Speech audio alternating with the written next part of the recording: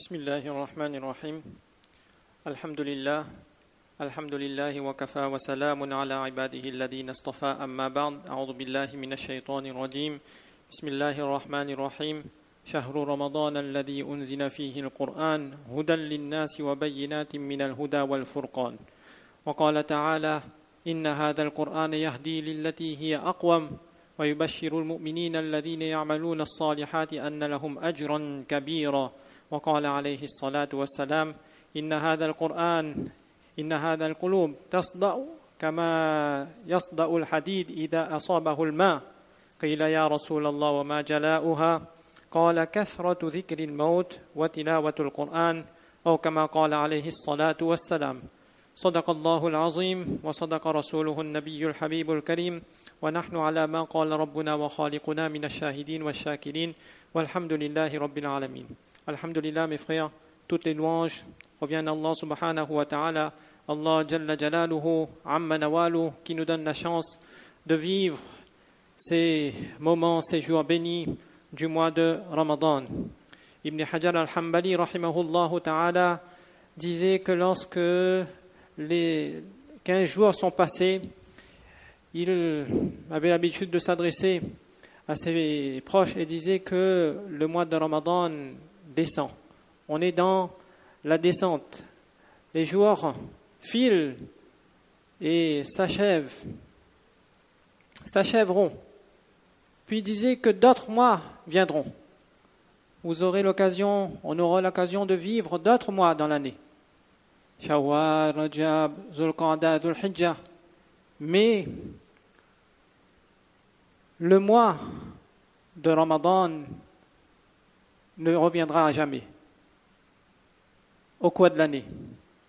Et Allah seul sait si on aura l'occasion de revivre encore un Ramadan, si on aura l'occasion de revivre, de reprofiter encore une fois des rahmat, des bénédictions de ce mois béni de Ramadan.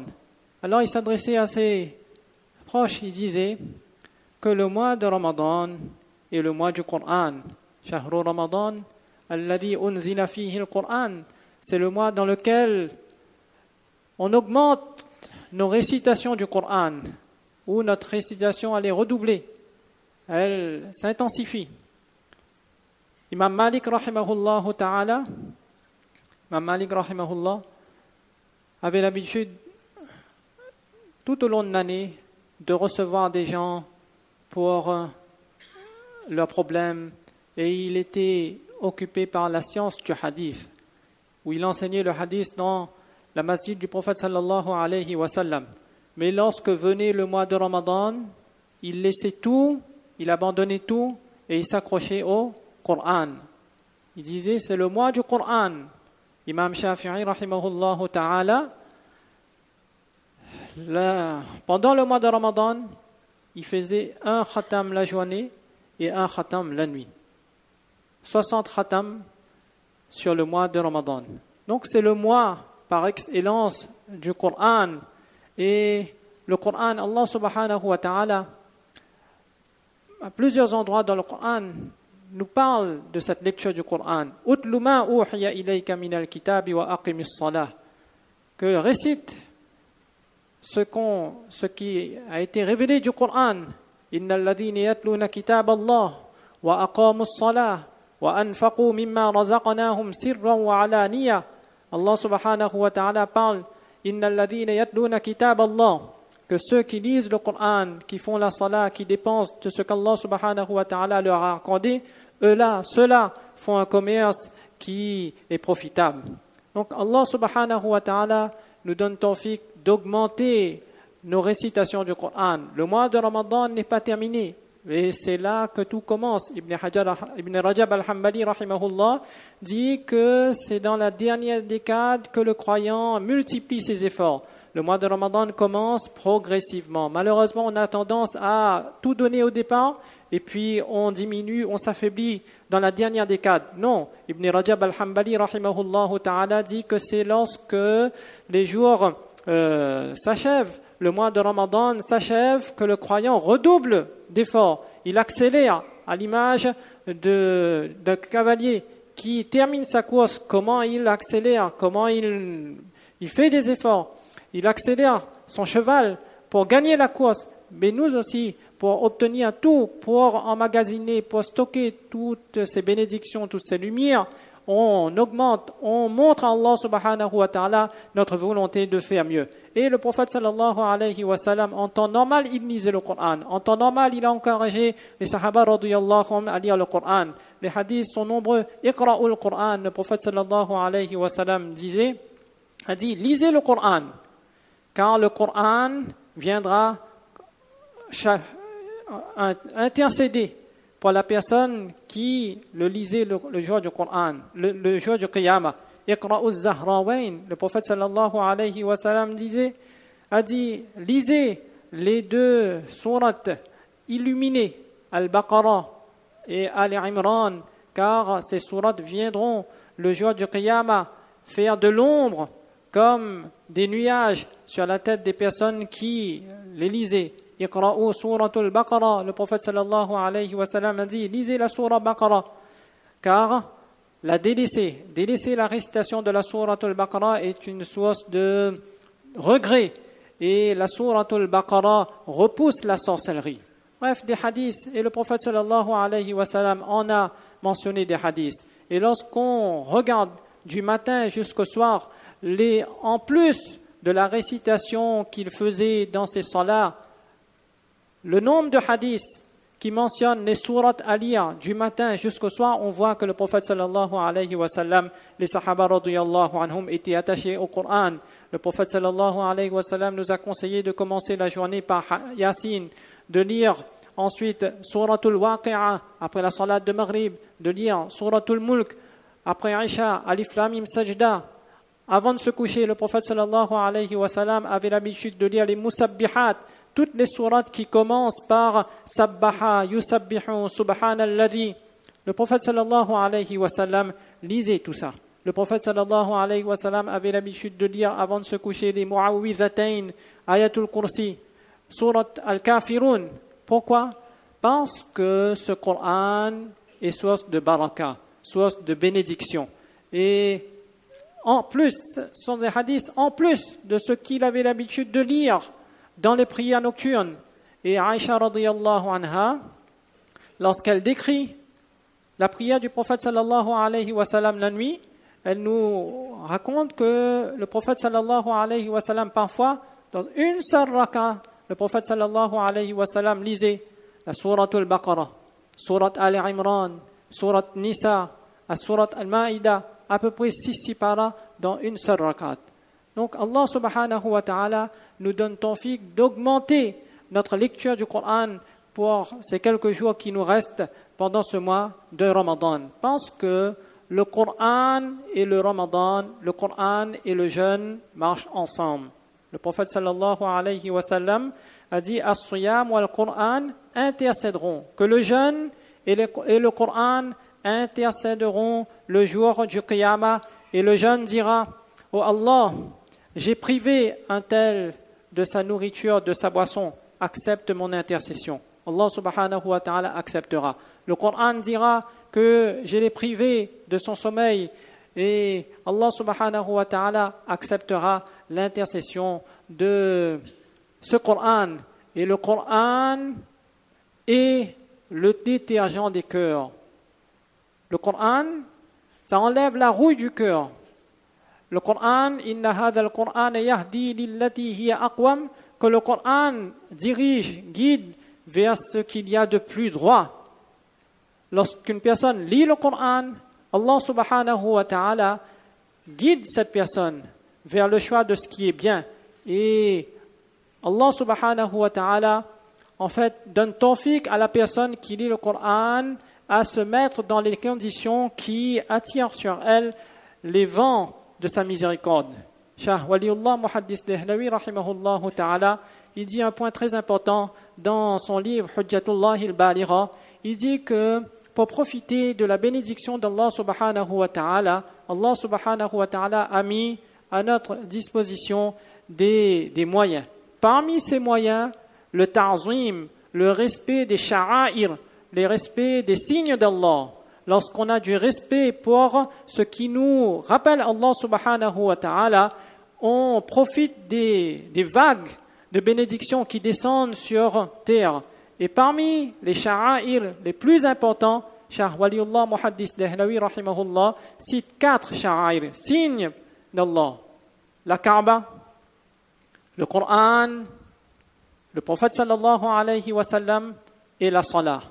C'est-à-dire que lorsqu'on a du respect pour la Kaaba, lorsqu'on est proche de la Kaaba, on reçoit les bénédictions qui descendent.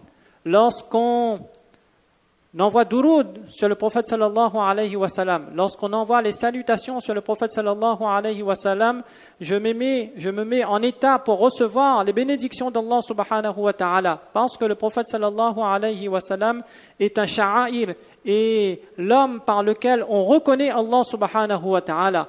Lorsqu'une personne lit le Coran, la personne se met en état pour recevoir les bénédictions d'Allah subhanahu wa ta'ala. C'est pourquoi dans les hadiths connu, Allah subhanahu wa ta'ala fait circuler des anges sur terre qui sont à la recherche des majalis où le Coran est récité. Et lorsque ces anges tombent sur ces majalis, qu'est-ce qu'ils font? Ils les enveloppent de leur zèle et la miséricorde d'Allah subhanahu wa ta'ala descend sur ce genre de majalis. Donc la personne qui lit le Coran, elle se met en état pour recevoir la bénédiction d'Allah subhanahu wa ta'ala. Et enfin, 4e sha'air, signe d'Allah par lequel le croyant peut recevoir plus facilement, plus aisément la rahmat d'Allah subhanahu wa ta'ala, c'est lorsqu'il est en prière, lorsqu'il prie la salat. Pourquoi? Parce que la salat fait partie des sha'air, des signes par lesquels le croyant pense à Allah subhanahu wa ta'ala, reconnaît Allah subhanahu wa ta'ala.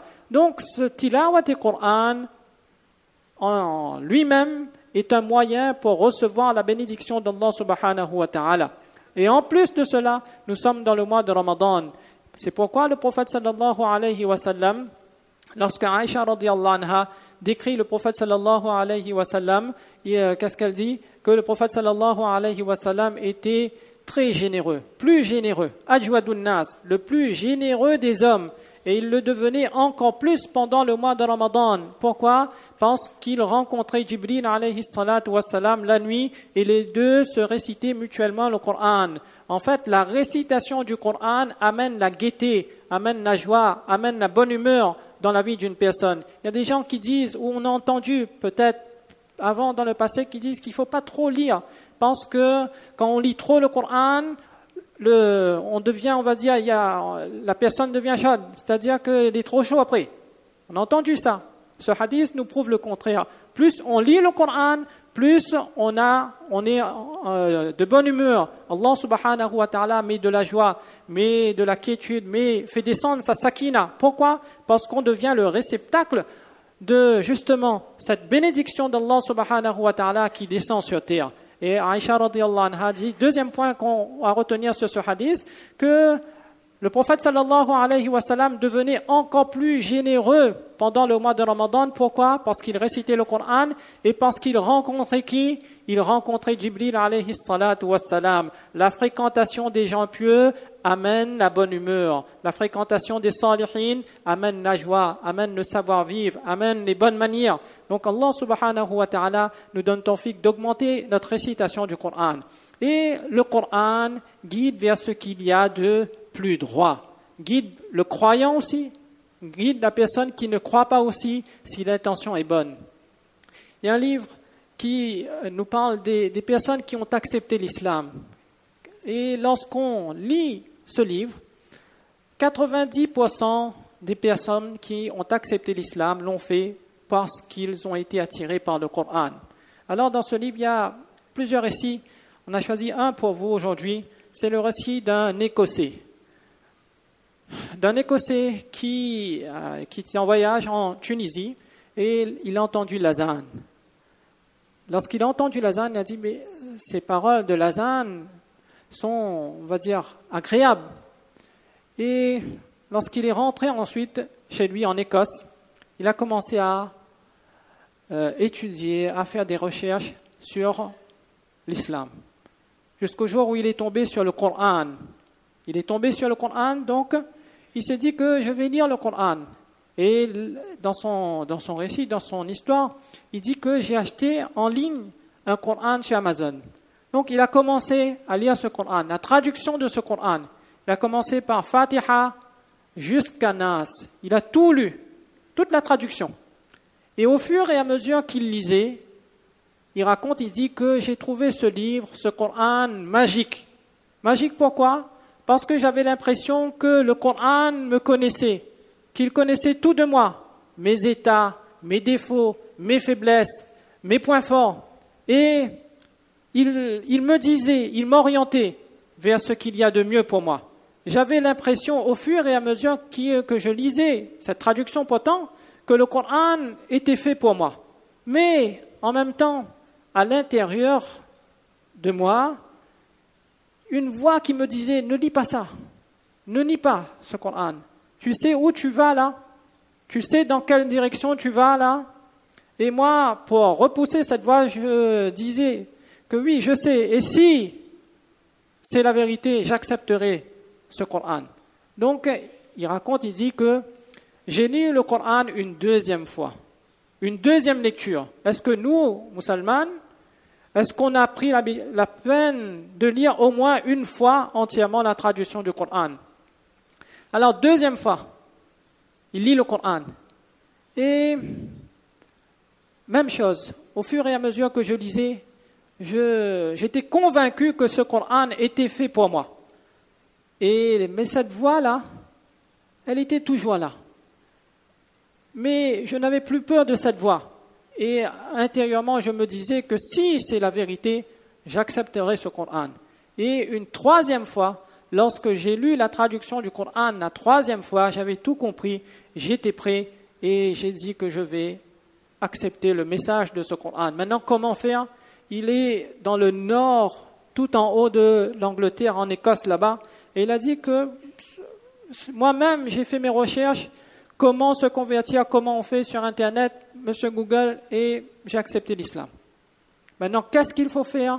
J'étais d'un certain âge, avec mon âge, le zina n'était plus à ma portée, et l'alcool, je n'étais pas vraiment intéressé par ces interdits, donc pour moi c'était facile. Allah subhanahu wa ta'ala, il dit qu'Allah subhanahu wa ta'ala m'a facilité les étapes.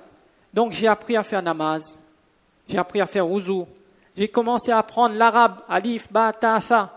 J'ai commencé à apprendre quelques sourates du Coran. Et puis un jour, je me suis dit, finalement, peut-être que là où j'habite, il y a une communauté musulmane, il y a une mosquée où je pourrais aller prier.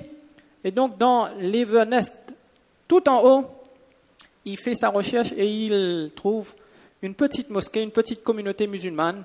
Et donc, il se dit que je vais essayer d'être là-bas pour une salat. Donc, il se rend avec son habit écossais et il cogne à la porte. Et lorsqu'on ouvre la porte, la personne qui ouvre la porte, elle a peur. Elle veut fermer tout de suite la porte. Elle dit, qu'est-ce qui arrive là? Et donc, j'ai rassuré la personne. Je dis que non, je suis comme vous, je suis venu pour vous visiter, pour prier. Et donc, là, j'ai fait connaissance de cette petite communauté musulmane qui vit là. Et j'ai commencé donc à venir occasionnellement prier à cet endroit. Et finalement, c'était moi qui venais le premier le matin. Premier à ouvrir, à être présent pour la salat de Fajr, c'était moi. Finalement, les responsables de la mosquée, ils m'ont remis les portes, ils disaient, mais toi-même ouvre la mosquée maintenant. C'est toi le responsable de la mosquée. Tout ça par quoi? Par la baraka du Coran. Inna hadha al-Qur'an yahdi lillati hiya aqwam. Que le Coran guide vers ce qu'il y a de plus droit. Donc Allah subhanahu wa ta'ala nous donne, à nous, tawfiq, de comprendre la valeur de ce livre qu'on a en nos mains et de respecter ses droits. Le Coran a des droits sur nous. Tous les jours, on doit lire le Coran. La première chose qu'on fait lorsqu'on se lève le matin, lire le Coran. Et c'était là le kamal, la réussite de nos anciens.